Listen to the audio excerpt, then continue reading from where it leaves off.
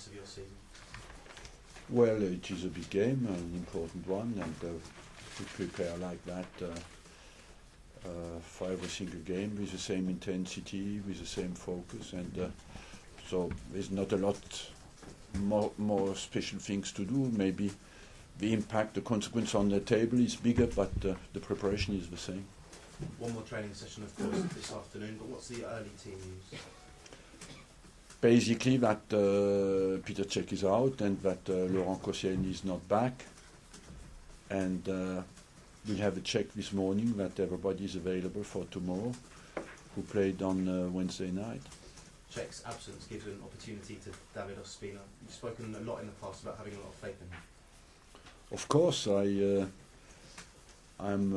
have a complete confidence in David, and I'm not worried at all on that front. And just finally from me, I guess whoever plays on Saturday, it's a sort of game where you really need your fans behind you. The fans will be behind us, I don't worry for that, you know. It's one game where the fans are anyway away from home, always behind us, and it's down to us to give them even more belief and to make them more vocal by the quality of our game. Arsene, could we get a bit more information about the two latest injuries? Petr Cech, how long do you think he'll be out for? 3 to 4 weeks. It's more serious than you thought at first. No, it's not more serious. It's a serious calf injury, and he had the groin alert. You know, I think on the first goal he could not kick the ball properly out because of his groin, and maybe compensated a bit too much and provoked another muscular injury. Obviously, your win rate with Petr Cech is quite a lot better than it is without him. So, despite your faith in Ospina, it's a loss for you. Yes, of course, but on the other hand, if you look at the win rate of Ospina, it's very good as well. So I'm not, honestly, I'm not worried at all on that front. And Koscielny? Koscielny is out. He's a small injury, but he's out for tomorrow. I think maybe Tuesday, certainly next week. Is Jack Wilshere out and about and running yet? Not yet. Still on schedule? It's going on plan. He's doing well, but you still would think 3 to 4 weeks for him. So after the international break, maybe? After the international break, maybe he will be available. Okay. Because you hear Roy Hodgson saying positive things about his chances for the summer. Yeah, he's an important player in the plans of Roy Hodgson. I know that because I spoke with Roy about Jack, and we'll of course first of all make everything to make him available for us, and as well for England. Do you need to win on Saturday to stay in the title race? We want to win, but mathematically you can call that like you want. It's a need, yes, but the results are so unpredictable that even the highest gifted mathematician will have problems to find a model who works well out how this Premier League works. If you don't win the title, will it be even worse if Spurs do? I never understood that you want to do well because you want to win for yourself, and you want to feel that you have given absolutely everything to win. After that, you do not choose who else wins it. You know, a sport is about that the guys who deserve it win it, and it's not the identity what is important. What is important is that you give absolutely your best to be on top of everybody else. Alexis Sanchez quote, we lack self-belief that we can win the title. There's a debate whether he said self-belief or hunger, but they're equally as worrying if the players saying that. No, you have to take these statements a bit into perspective. I think that's always what's coming out. I believe that belief and comes with the last results that you have made, and maybe our confidence has been a bit jaded, but it's like always in football, you know, we do 98% of things right, and we have to add the 2% that are down to maybe find back our collective qualities and and even put more effort in. So you do, at the moment, given the 3 defeats in a row, 4 if you include Barcelona, you do not see a lack of self-belief in the dressing room, or you do see it? No, I don't see that. I feel a lot of massive disappointment after the Wednesday game. I must say I would just like to come back on that, because we watched the game again, that I were a bit unlucky as well, because the second goal was offside, and the first goal was a blatant foul on Özil that was not given. So even if we can only look at ourselves and to correct the results, but everything went against us on Wednesday night. Blame the officials for that? I blame nobody. I just give you the objective analysis of the game. Finally from me, Thierry Henry's written today that he's never heard the Arsenal fans as angry as they were after the game against Tottenham. Did you notice that? Thierry Henry has his opinions. He is not has not found the measurement of the fans' angriness of 60,000 people straight away, because he sits in the best seats of the stadium. Arsene, given the rivalry between Spurs and Arsenal, how proud are you of the record that Arsenal have, that they've never actually finished below Spurs in the league since you've been here?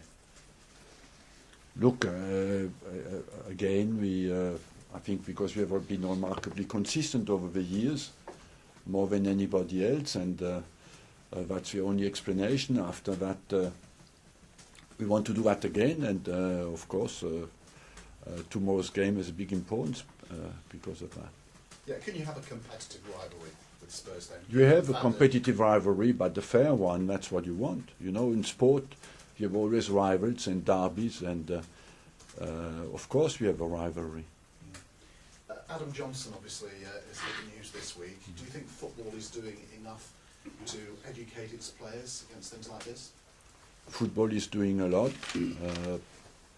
but when you are in this kind of positions, you always have the feeling that you don't do enough. But we live as well in a society who knows a little bit the individual responsibility of people. You know, once you are adult, you have to stand up for what you do. It's not always the football that is responsible for the individual initiatives of people. Can football be doing more? Yes, and because just this is an endless work, and that you can always do more on that front. But our society as well to acknowledge that the individual person is responsible for what he's doing in our society. Arsene, is this the most competitive North London derby you've ever encountered? I had a few, you know, and it's very difficult to predict what will happen tomorrow, but maybe it is one of the few where the title race is at stake, maybe the only one since I'm here. And can you admire what's happening at Tottenham as an Arsenal manager? Look, I think they are doing well, and because they play at the top as well, and they have done well, yes. You coped very well with pressing Barcelona. Can you take something from that first half into this game going quite hard? Look, I think every game is different, and we have to adapt to the problems we will face tomorrow together as a team. We did that well for long periods, and I think we were a bit unbalanced after Chamberlain got injured against Barcelona. And what is the most important tomorrow is to find that balance again in the team to give them problems.